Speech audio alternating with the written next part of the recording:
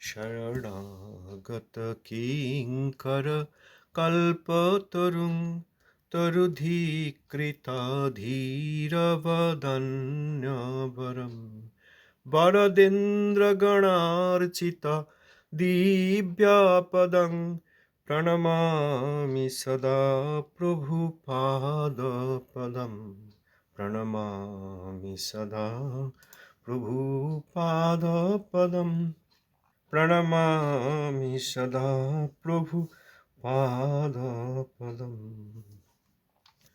সদা হরের্নামমুদারটন্তং গৃহে গৃহে মধুকরীমটন্তং সদা হরের্নামমুদারটন্তং গৃহে গৃহে মধুকরীমটন্তং নমন্তি দেবায় পিজং মহন্তং নমো নমো গৌর কিশোরতুভ্যং নমো নমো গৌর কিশোরতুভ্যং নমো নমো গৌর কিশোর।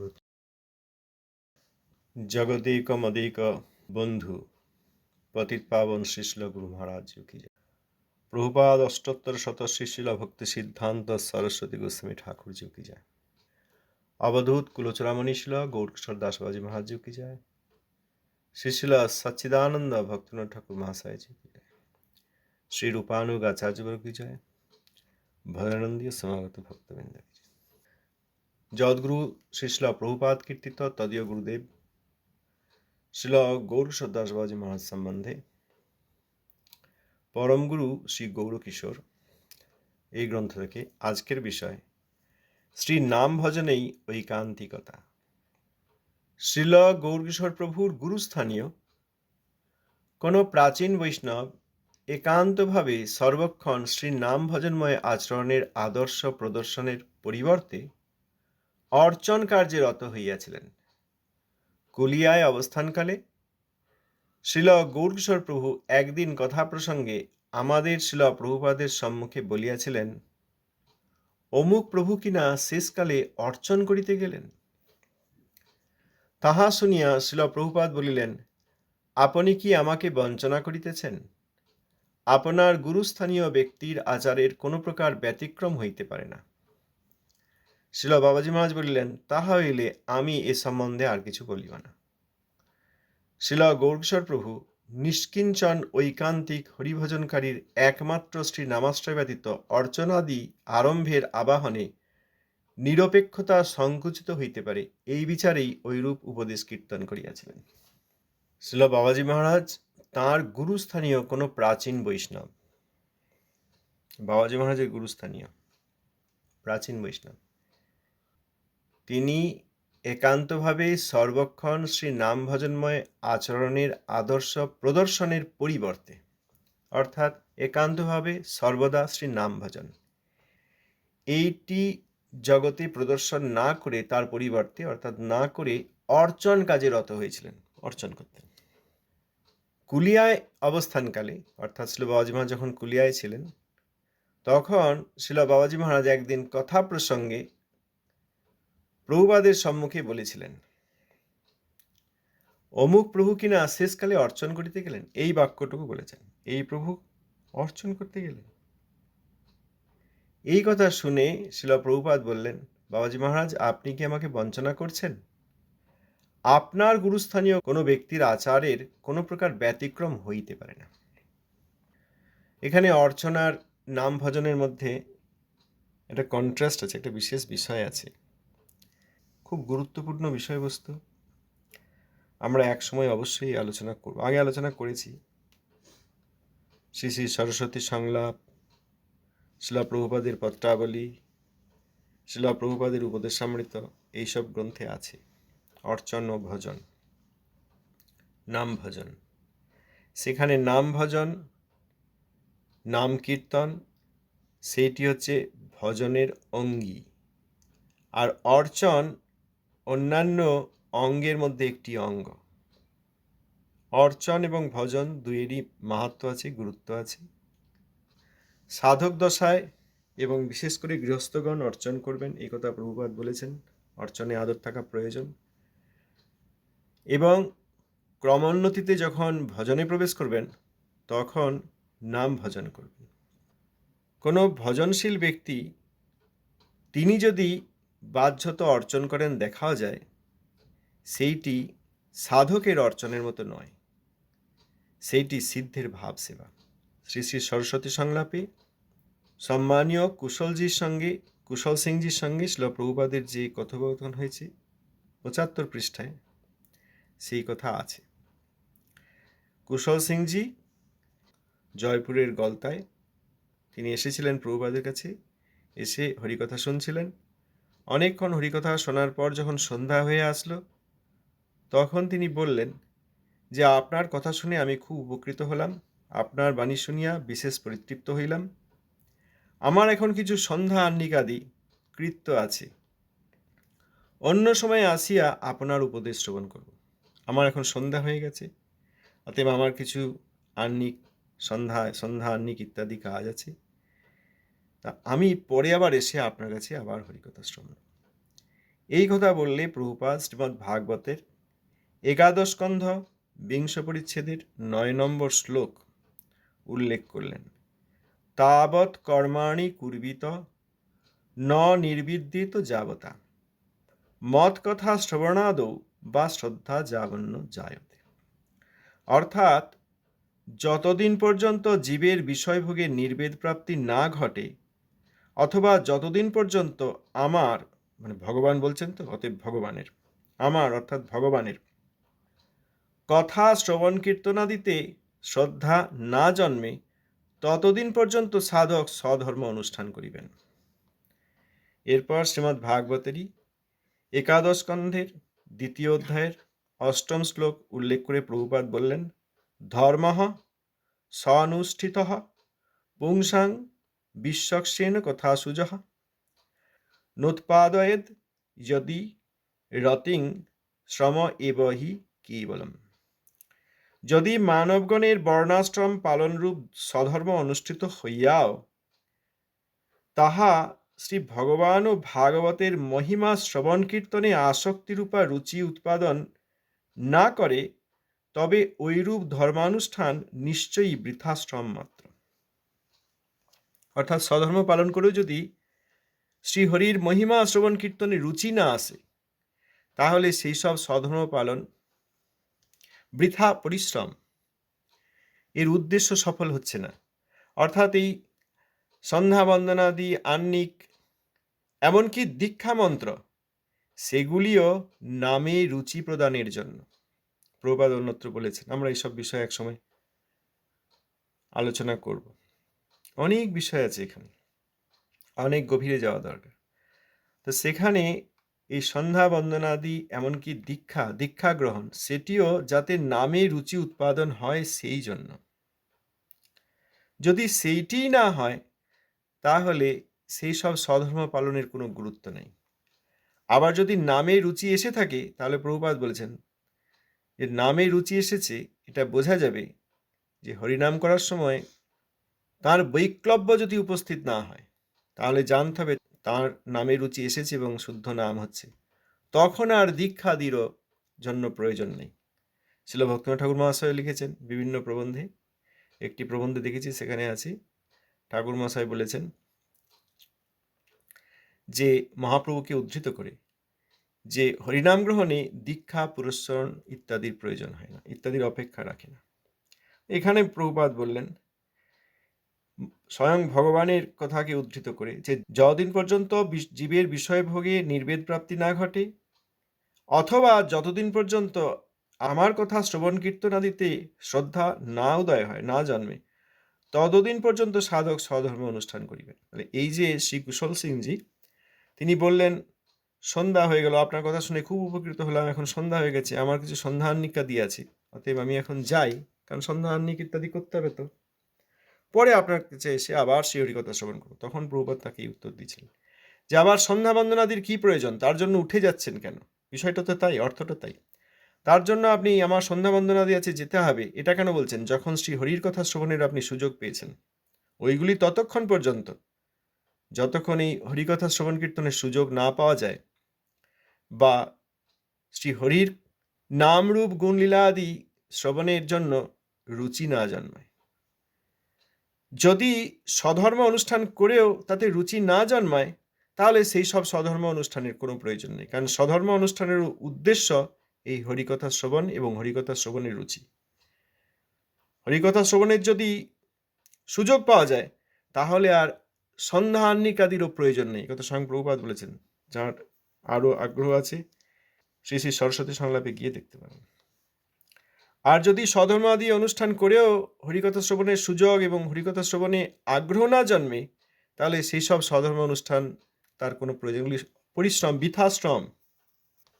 এরপরে প্রভুপাদ শ্রীমদ্ ভাগবতের 10ম স্কন্ধ 11 অধ্যায় 4 শ্লোক উল্লেখ করে বলেছেন, নির্বৃত্ত তৈর্স্বরূপ গৃহমানাদ ভবৌ সদাচ্ছ ত্রমনোভিরামাত ক উত্তমঃ শ্লোক গুণানুবাদাত পুমান বিরজ্যেত বিনা পশুঘ্নাত।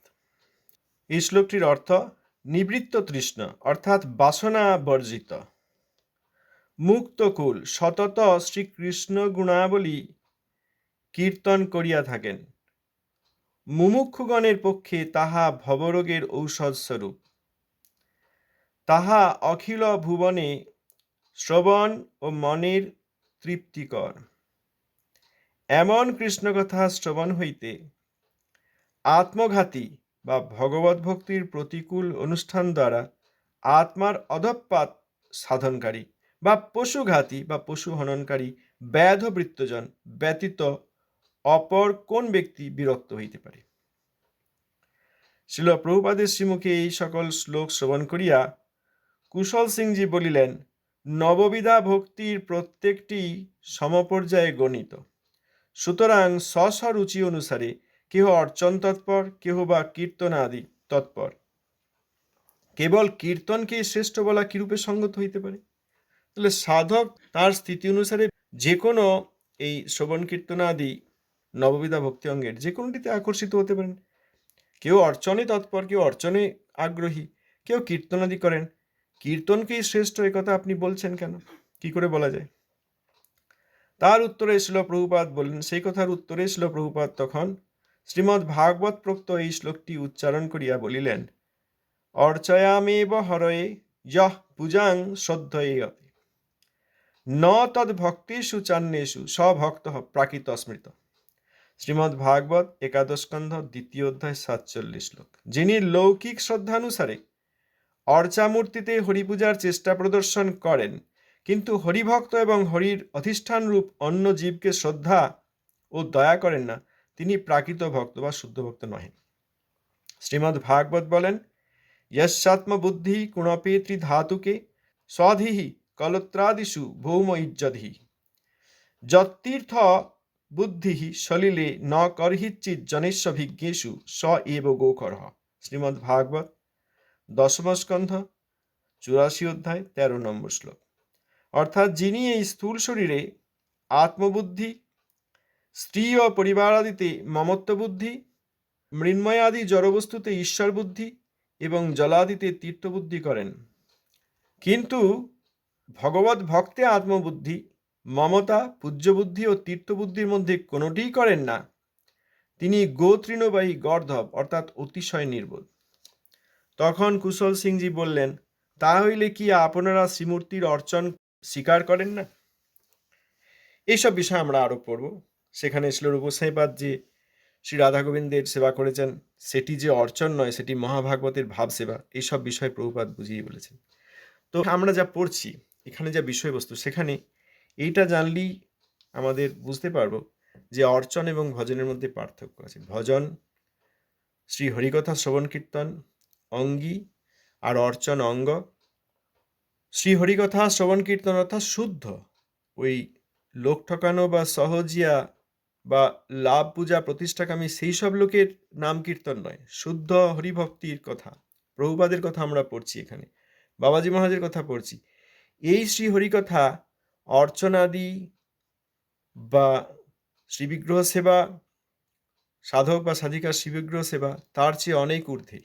এই সুযোগ পেলে আর অন্যান্য সেবাদি যদি সাধক বা সাধিকা না করেন তাহলেও ঠিক, বরং স্বধর্ম বা এই অর্চনাদি যদি সঠিকভাবে হয় তাহলে হরিকথা শ্রবণের সুযোগ পাওয়া যায়। শ্রী ভজন রসে শিল ভক্তিনাথ ঠাকুর মহাশয় উল্লেখ করেছেন যে যিনি পূর্বে শত শত জন্মে শ্রী বাসুদেবের বিশেষভাবে অর্চন করেছেন, সেই ফলেই তাঁর শ্রীমুখে ভগবানের নাম আদি কীর্তিত হয়ে থাকেন। শত শত জন্মে বাসুদেবের অর্চন করেছেন, পূর্বের শত শত জন্ম, একটা দুটো জন্ম বা 10 জন্ম বা 100 বা 200 জন্ম নয়, শত শত জন্ম, hundreds of lives, past lives, যিনি প্রকৃত অর্থেই বাসুদেবের অর্চন করেছেন, তিনি তার প্রভাবে ভবিষ্যতের জন্মে ভগবানের নাম কীর্তন করতে পারেন। অতএব নাম কীর্তন এত গুরুত্বপূর্ণ। শ্রী নাম কীর্তনই মহাধ্যান, মহাযজ্ঞ এবং মহা অর্চন। অতএব নাম কীর্তন রূপ শুদ্ধ সাধুর হরিকথা রূপ যে শ্রবণের সুযোগ, সেইটি অন্যান্য সমস্ত ভজনেরও অঙ্গ অপেক্ষা গুরুত্বপূর্ণ। তো এই বিষয়টি জেনে, এইটা হচ্ছে বিশেষ ব্যাকগ্রাউন্ড অর্চন এবং ভজনের, এবং আমরা এই বিষয়ে আরও পড়তে থাকবো। কয়েক সপ্তাহ সময় লাগবে সব বিষয়গুলি ভালো করে বুঝতে গেলে। তো এখানে শ্রীল বাবাজি মহারাজের গুরুস্থানীয় কোনো প্রাচীন বৈষ্ণব, তিনি একান্তভাবে সর্বক্ষণ শ্রী নাম ভজনময় আচরণ প্রদর্শন না করে অর্চন কার্যে রত হয়েছিলেন। সেইটি কুলিয়ায় অবস্থানকালে শ্রীল বাবাজি মহারাজ কোনো কথা প্রসঙ্গে একদিন প্রভুপাদের সম্মুখে বললেন, অমুক প্রভু তিনি কিনা শেষকালে অর্চন করতে গেলেন, এই কথাটুকু বলেছেন, অন্য কিছু বলেননি। অর্চনার নাম ভজন এই বিষয়ের মধ্যে দুই পরম বৈষ্ণব নিত্যসিদ্ধ মহাবৈষ্ণবের মধ্যে কথা হচ্ছে। একজন গুরু লীলা অভিনয়কারী, একজন শিষ্য লীলা অভিনয়কারী, দুইজনই নন্দব্রজের ব্রজদেবী। এই কথা আমাদের স্মরণ রাখা দরকার। তাঁরা একজন আরেকজনকে বললেন, গুরুদেব শ্রীল বাবাজি মহারাজ শিষ্য শ্রীল প্রভুপাদকে বললেন যে অমুক প্রভু কিনা শেষকালে অর্চন করিতে গেলেন, অন্য কিছু বলেননি, অর্চন করিতে গেলেন। এই শুনে শ্রীল প্রভুপাদ বলেন, আপনি কি আমাকে বঞ্চনা করছেন? আপনার গুরুস্থানীয় ব্যক্তির আচারের কোনো প্রকার ব্যতিক্রম হইতে পারে না। বাবাজি মহারাজ বলছেন তার গুরুস্থানীয় কোনো ব্যক্তি, গুরু নন, গুরুস্থানীয় ব্যক্তি। এখন এখানে যখন নাম বা বিশেষ কিছু বলা নেই, আমরাও সে নিয়ে স্পেকুলেট করব না। গুরুস্থানীয় কোনো ব্যক্তির কথা বাবাজি মহারাজ বলছেন, সেখানে আদর্শের কথা বলছেন, যে এত বড় প্রাচীন বৈষ্ণব তিনি নাম ভজনময় আচরণ করবেন সেটাই আশা করা যায়, তিনি আবার অর্চনে আদর কেন করছেন, এই কথাটা বলেছেন। প্রভুপাদ সঙ্গে সঙ্গে বললেন, হে প্রভু আপনি কি আমাকে বঞ্চনা করছেন? আপনার গুরুস্থানীয় ব্যক্তির আচারের কোনো প্রকার ব্যতিক্রম হইতে পারে না। তাহলে বাবাজি মহারাজ তিনি গুরুদেব তাঁর কাছ থেকে শুনলেন না, গুরুদেবের গুরুস্থানীয় কোনো ব্যক্তির অর্চন এবং ভজন এই সম্বন্ধিত বিষয়টা প্রভুপাদ শুনলেনই না। উনি বললেন, আপনি কি আমাকে বঞ্চনা করছেন? আপনার গুরুস্থানীয় ব্যক্তির আচারের কোনো প্রকার ব্যতিক্রম হইতে পারে না। কত বড় বিশ্বাস, আপনার গুরুস্থানীয় ব্যক্তি, অতএব এই নিয়ে প্রভুপাদ কথা বললেন না। শ্রীল বাবাজি মহারাজ তখন বললেন, তাহা হইলে আমি এ সম্বন্ধে আর কিছু বলিব না। যে শিষ্য বললেন যে আপনার গুরুস্থানীয় ব্যক্তি, তাহলে শুনলে আমার অপরাধ হবে, আপনি কি আমাকে পরীক্ষা করছেন, বঞ্চনা করছেন? আপনার গুরুস্থানীয় ব্যক্তি, তাঁর তো কোনো ব্যত্যয় হতে পারে না, কোনো প্রকার ব্যতিক্রম হতে পারে না আচরণের। তখন বাবাজি মহারাজ, ঠিক আছে, তাহলে এই বিষয়ে আমি কিছু বলবো না। এই হচ্ছে আদর্শ এক গুরু এবং শিষ্যের কথোপকথনের উদাহরণ। শ্রীল বাবাজি মহারাজ, শ্রীল গৌরসুর দাস বাবাজি মহারাজ নিষ্কিঞ্চন ঐকান্তিক হরিভজনকারীর একমাত্র শ্রী নামাশ্রয় ব্যতীত অর্চনাদি আরম্ভের আবাহনে নিরপেক্ষতা সংকুচিত হইতে পারে, এই বিচারেই ঐরূপ উপদেশ কীর্তন করিয়াছিলেন। কারণ যদি যার অধিকার আছে নাম কীর্তনে, নাম ভজনে, তিনি যদি এবার অর্চনে আদর প্রকাশ করেন, একমাত্র শ্রী নামাশ্রয় ব্যতীত অর্চনাদি সেবার আরম্ভ, অর্থাৎ এই আবাহন, অর্থাৎ অর্চনাদি যে ক্রিয়া, অর্চনাদি যে আরম্ভ, সেইটি করলে নিরপেক্ষতা সংকুচিত হতে পারে। এই জন্য এই উপদেশ কীর্তন করেছিলেন। মহাবৈষ্ণব, প্রাচীন বৈষ্ণব, তার কাছ থেকে নাম ভজনময় আচরণ আমরা জগৎবাসী দেখুক এই আশা করি। তিনি আবার অর্চনে আদর করলে নিরপেক্ষতা সংকুচিত হয়। সেই জন্য এই কথা বলেছিলেন। কিন্তু প্রভুপাদ তো গুরুদেব বলছেন, গুরুস্থানীয় কোনো ব্যক্তির কথা, গুরুদেবের গুরুস্থানীয় কোনো প্রাচীন বৈষ্ণবের কথা, মহাবৈষ্ণবের কথা প্রভুপাদ তো বঞ্চনা করছেন কিনা জিজ্ঞেস করে সেখান থেকে একদম বিরত হয়ে গেলেন। এটা কি শিক্ষা দেয়? এখানে কি লেখা আছে আর কি লেখা নেই? তাহলে পরবর্তীকালে জগতে যদি আমরা দেখি, এই রুম কনভারসেশন, মর্নিং ওয়াক, সেখানে গুরুদেবের অবমাননা হচ্ছে। তিনি তাঁর গুরুদেবের অবমাননা করছেন, তাঁর গুরুদেবের প্রিয় সমস্ত শিষ্যবর্গের অবমাননা করছেন, আর শিষ্যগণ সেখানে হাসছেন, হাততালি দিচ্ছেন, আর তাতে আরো খড়কাঠি যোগাচ্ছেন, অর্থাৎ আরো যোগ দিচ্ছেন, হাসছেন। আবার প্রভুপাদের শ্রীমুখে মিথ্যা কথা বসিয়ে দিয়ে ভক্তিনাথ ঠাকুরের চরণে যে অপরাধ সহজিয়ারাও করেনি সেই রকম অপরাধ কি করে মানি বলুন দেখি? কারোর সমালোচনা করা বা কারোর কাছে অযৌক্তিকভাবে অপরাধ করা বা প্রশংসা করা বা নিন্দা করা আমাদের উদ্দেশ্যই নয়। প্রভুপাদ কেন্দ্রে এবং আমরা তার দাসানুদাস, তার দাসেরও অনুদাস।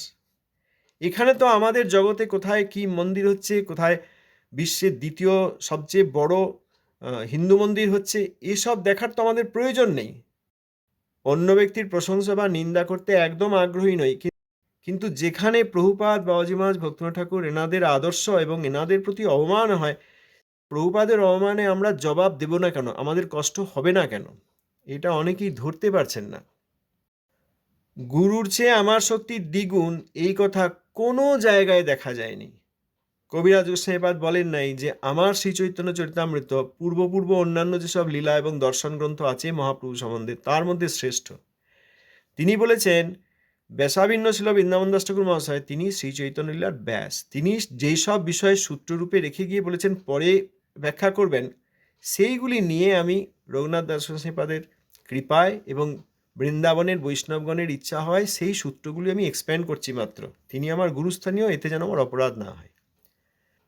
শ্রীল রূপ গোস্বামীপাদ, সনাতন গোস্বামীপাদ এনাদের সমস্ত গ্রন্থ পড়ে শ্রীল গোস্বামীপাদ নির্যাস স্বরূপ তাঁর গ্রন্থ লিখেছেন। কখনো বলেন নাই যে আমার গ্রন্থটা নির্যাস এবং এটা পড়লেই হবে এবং এর উপরে আর কিছু নেই। এহেন শ্রী রূপ এবং রূপানুগ পরম্পরায় আমরা প্রভুপাদের অবমাননা, প্রভুপাদের শিষ্যগণের অবমাননা এবং ভক্তিনাথ ঠাকুর মহাশয়ের অবমাননা আমরা মানি কি করে? এটা আমাকে কেউ একজন বুঝিয়ে দিন, তাহলে আমি আর কোনোদিন কথাই বলবো না, চুপ করে যাব। এখানে তো অর্চন আর নাম ভজনময় আচরণের আদর্শ আর অর্চনের কথা হচ্ছে।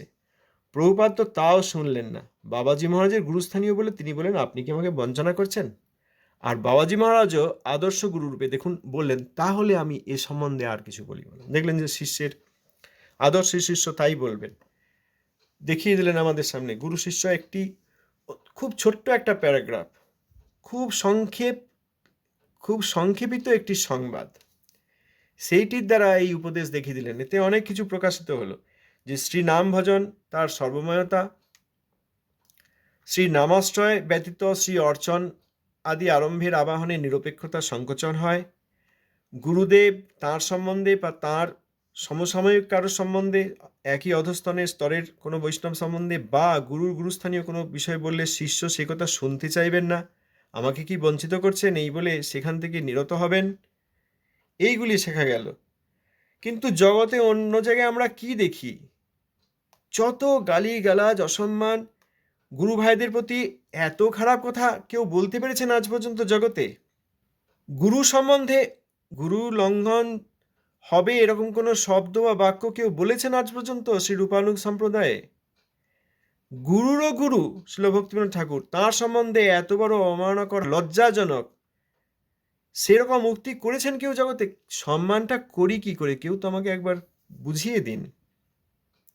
এবং সেই কথা এখানে তো আসবেই, যদি সেই কথা আমরা না বলি তাহলে আদর্শ গুরু শিষ্যের কীরকম ব্যবহার হবে এই কথাটি শুনে জগতে তার প্রয়োগ কি, কোথা থেকে আমাদের সাবধান হওয়া দরকার, কোন সমাজাদি থেকে আমাদেরকে দূরে থাকা দরকার, এইগুলো যদি না বুঝি তাহলে তো পড়ে যাওয়া হলো।